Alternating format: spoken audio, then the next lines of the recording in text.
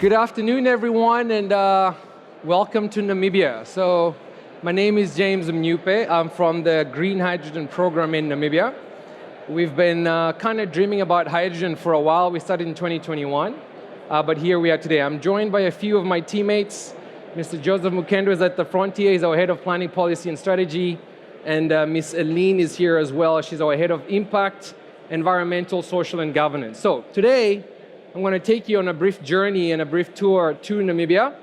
This is our beloved country there on the map, and what you can see here is a snapshot from our green industrialization blueprint. We dreamt this up with our late president, Dr. Hage G. Geingob, and what you can see there is Namibia doesn't just want to produce hydrogen for export to Europe or Japan, but really we want to try and use it to valorize opportunities in Namibia and of course empower our neighbors as well. So let's get into it and explore what we're looking to do. I think one of the first things that's important for us to say is this dream is something we've had for a very long time.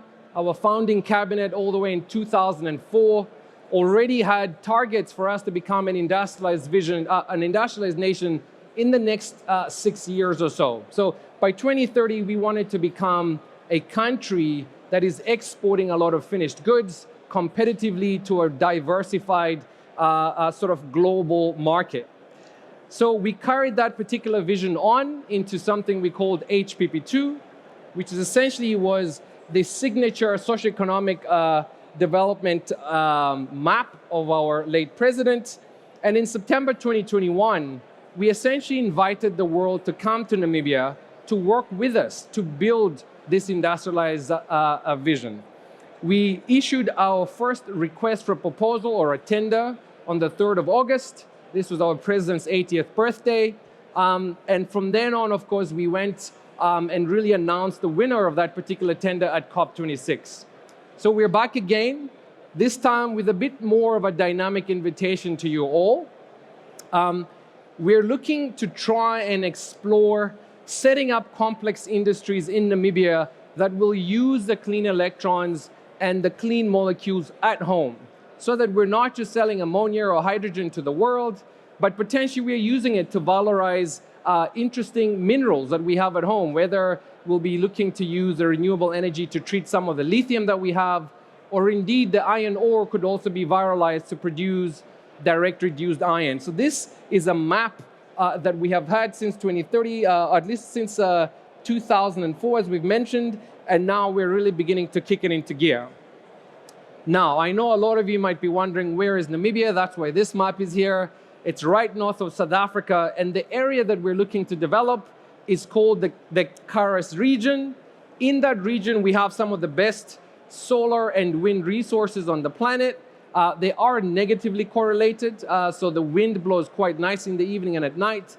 Of course, the sun shines during the day, and what you end up with is very high capacity utilization with our electrolyzers, and of course that should give you a low cost of hydrogen. So this is something we had already really said in 2021, but now we're really taking it to the next level.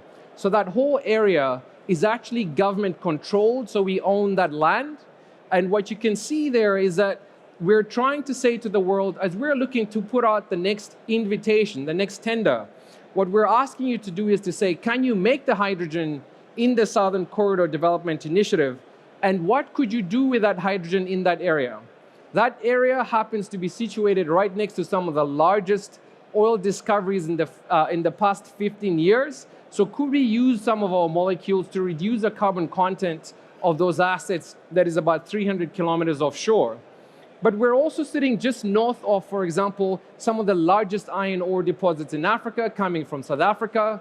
So could we actually take the iron ore from South Africa? We have some own iron ore deposits in central Namibia, ship them to Lüderitz, treat them with hydrogen, produce direct reduced iron, and export that to Duisburg, which is just over there behind the Namibian pavilion.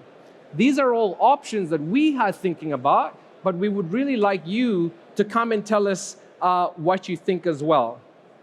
Now that's RFP2, that's in the southern part of Namibia, but Namibia continues to be blessed. This is the central part of the country. Here, we're building yet another hydrogen hub, another sort of green hydrogen valley. And in this particular place, we've got various private sector developers that have already acquired the land. So in the south, the government controls that land, but in the center, 3 or 4, 5 projects have already acquired the land, and they're already beginning to build various projects by themselves. Now, this is some of the projects. I will play a video right at the end so that you can see what one of these projects looks like. So here we've really gone from vision to doing. On the top left there, right behind you, very strategically positioned to this area, you've got the Daris Green Hydrogen Village. That's the top right-hand picture there. They're already looking to produce ammonia by July or August this year, and they want to use that ammonia to make fertilizer and to begin to decarbonize agricultural projects in Namibia. Right below them, you've got CMB. That's the picture with the hydrogen tank lying that way. That is basically Belgium's largest shipping company. They want to build a green hydrogen, well, a green ammonia bunkering hub in the port of Walvis Bay.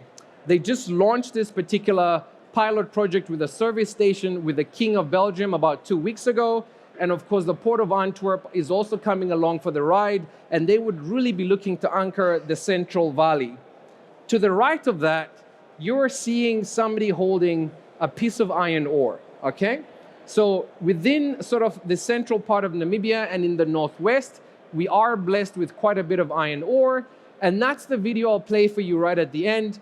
Even I'm impressed with the progress these guys have made. Essentially, they've developed a proprietary kiln that is not vertical, but actually horizontal. They developed this in Germany, and they're now constructing what would likely be one of the world's first DRI plants in the world, and they want to start producing about 15,000 tons of DRI at the end of this year, and they're going to scale that up all the way to 2.5 million tons over the years to come. So very exciting projects in the Central Valley there in Namibia.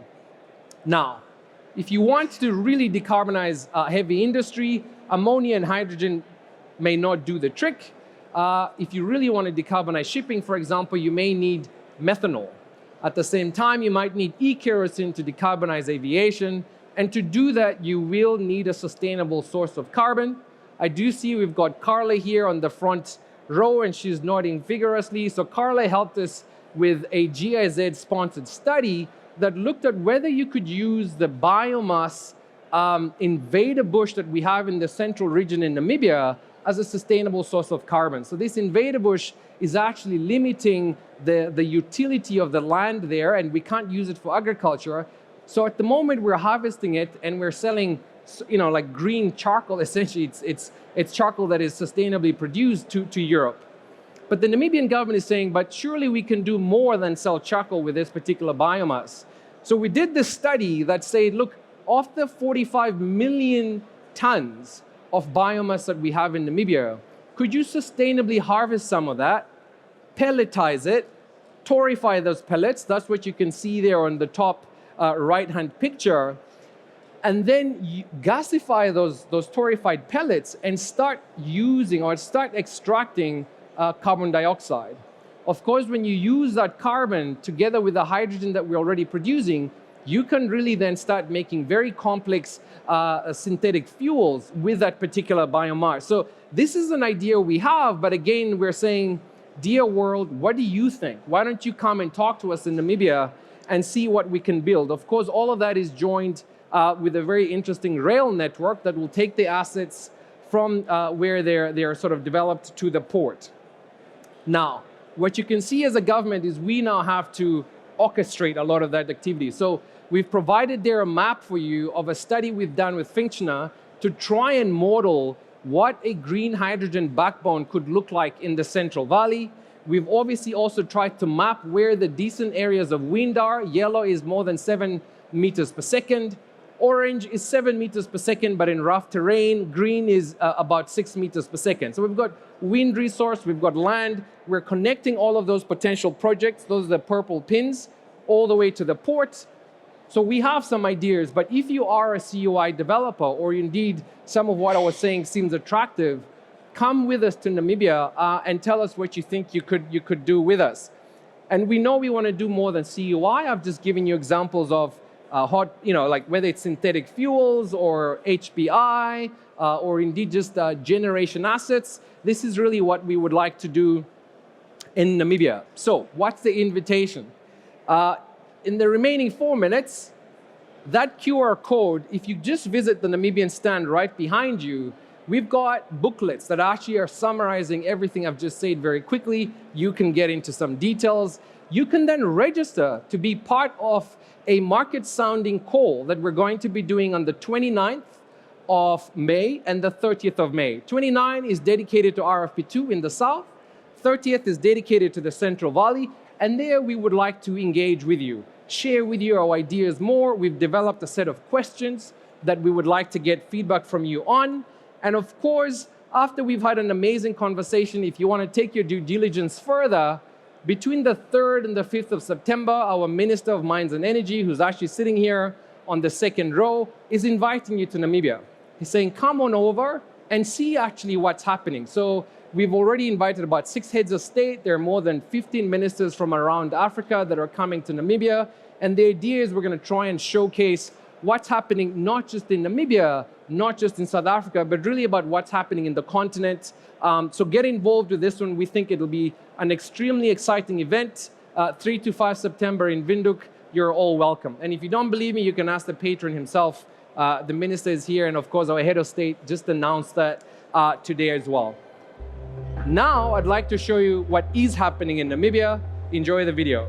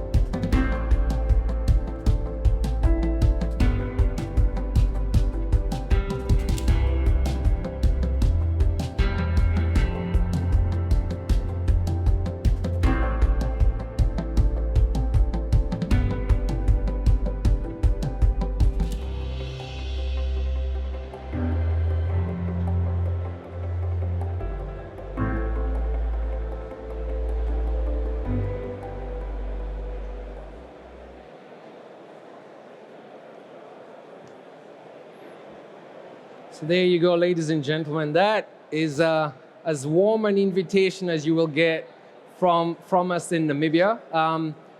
This is a project that is under construction today. So everything that you just saw is already happening. By the time you come to Namibia, because I know you'll definitely come now, by the time you come to September, that asset should be about 80% complete. And by November, our president is actually slated to commission that asset. And we want to start producing DRI before the end of the year. As far as we know, this is one of the first, if not the first project that will produce actual DRI in 2024. And importantly, it's being built by Namibians with partners from around the world, as you could see. So certainly an exciting time for us. We hope you are as excited as we are. Download the documents that you would have gotten from the QR code and then dial in on the 29th and the 30th of May, and let's begin to have that conversation. Thank you so much for paying attention. Cheers.